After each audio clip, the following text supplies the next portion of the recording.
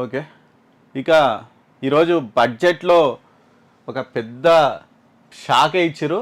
నిజంగా real estate రంగానికి ఇది పెద్ద సమస్య కాబోతుందా? అసలు ఇక రియల్ ఎస్టేట్ రంగం పడిపోతుందా అని చర్చ అయితే మొదలైంది. అసలు ఏంటి, అసలు ఏం జరిగిందనేది ఒకసారి చూద్దాం. ఈరోజు బడ్జెట్లో కొత్తగా ఒక పన్ను పెట్టిర్రు.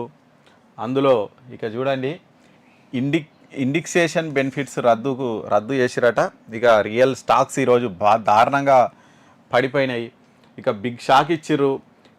ఇంతవరకు ప్రాపర్టీ సేల్పై ఉన్న ఇండిక్సేషన్ బెనిఫిట్స్ను రద్దు చేశారట. ఇక నుంచి 15 ఏళ్ళు దాటిన స్థిరాస్తిపై లాభం వస్తే అందులో 12.5% పన్ను రాష్ట్ర కేంద్ర ప్రభుత్వానికి చెల్లించాలంట. అంటే ఈ పరిణామంతో రియల్ ఎస్టేట్ స్టాక్స్ కుదేలైనాయి. ఏకంగా డిఎల్ఎఫ్ స్టాక్ 6% పడిపోయిందట. ఇక గోద్రేజ్ ప్రాపర్టీస్, మొత్తం ప్రాపర్టీ స్టాక్స్ అన్నీ కూడా పడిపోయినాయి. ఇది 6%, ఇది 5%, ఇది 2%, ఇది ఒక 5% పడిపోయినాయట. ఇంతకుముందు ఇండిక్సేషన్ బెనిఫిట్స్లో 10% పన్ను ఉండేదట. ఇక నుంచి ఇండిక్సేషన్ బెనిఫిట్స్ తొలగించి స్థిరాస్తి అమ్మగా వచ్చిన లాభాల మీద 12.5% పన్ను కట్టాలని కేంద్రం షాక్ ఇచ్చిందట. దీనికి ఏం లేదు, సింపుల్ ఒక ఎగ్జాంపుల్ చెప్పుకుందాం. మీరు ఒక 50 లక్షలు పెట్టి ప్లాట్ కొన్నారు. ఈ ప్లాటు ఒక 80 లక్షలకు అమ్ముకున్నారు అనుకోరి. అంటే 2 ఇయర్స్ ఏమంట, 2 ఇయర్స్ లోపల అమ్ముకుంటే ఏదో తక్కువ ఉందంటారు. ఇంకా దాని మీద పూర్తి గైడ్లైన్స్ అయితే రావాలి. నేను ఇప్పటివరకు చదివినటువంటి దాని ప్రకారం చెప్తున్నా. ఇందులో కొంచెం అటు ఇటు ఉండొచ్చు. నేను చదివినటువంటి వరకు అయితే ఇందులో 2 ఇయర్స్ తర్వాత మీరు ఏం చేసిరు, 80 లక్షలకు అమ్ముకున్నారు. అంటే 30 లక్షల లాభం వచ్చింది మీకు. ఈ 30 లక్షల లాభంలో మీరు 12.5% పన్ను కట్టాలి. ఇక చూసుకోండి, 12.5% అంటే ఎంత అవుతుంది?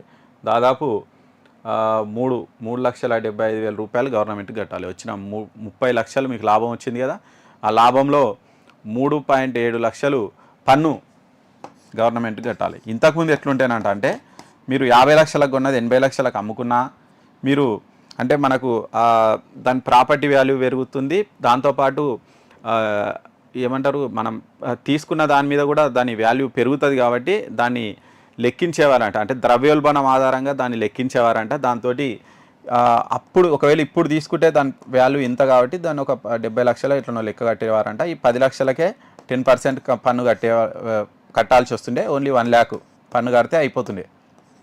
కానీ ఇప్పుడేం చేయాలనంట, ఇప్పుడు ఇవన్నీ లేవు. నువ్వు ఎంతకు తీసుకున్నావు? 50 లక్షలకు తీసుకున్నావు. ఎంతకేమైనా 80 లక్షలకు ఏమైనా 30 లక్షలు నీకు లాభం వచ్చింది. అందులోకి వెళ్ళి 12.5% గవర్నమెంట్ కట్టాల్సిందే.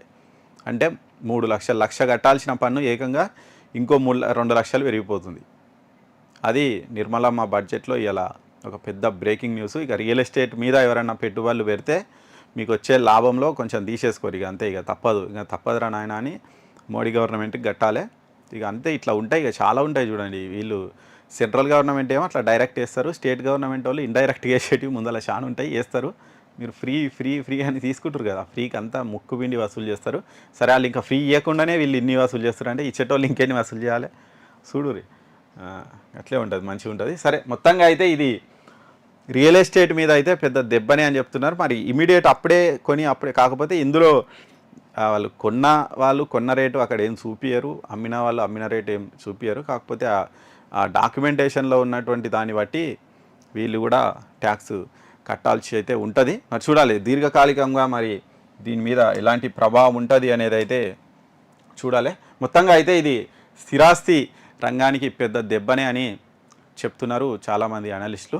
మరి దీని మీద ఒక డిబేట్ కూడా చేద్దాం. నిజంగా అంటే అసలు ఏం జరగబోతుంది రియల్ ఎస్టేట్లో ఈ ట్యాక్స్ వల్ల అనేది ఒక డిబేట్, అంటే ఒక ఎక్స్పర్ట్ తోటి మొత్తం వివరాలు మీ ముందుకు తీసుకొచ్చే ప్రయత్నం చేస్తాం జిందగీ మీడియా తరపున. ఇక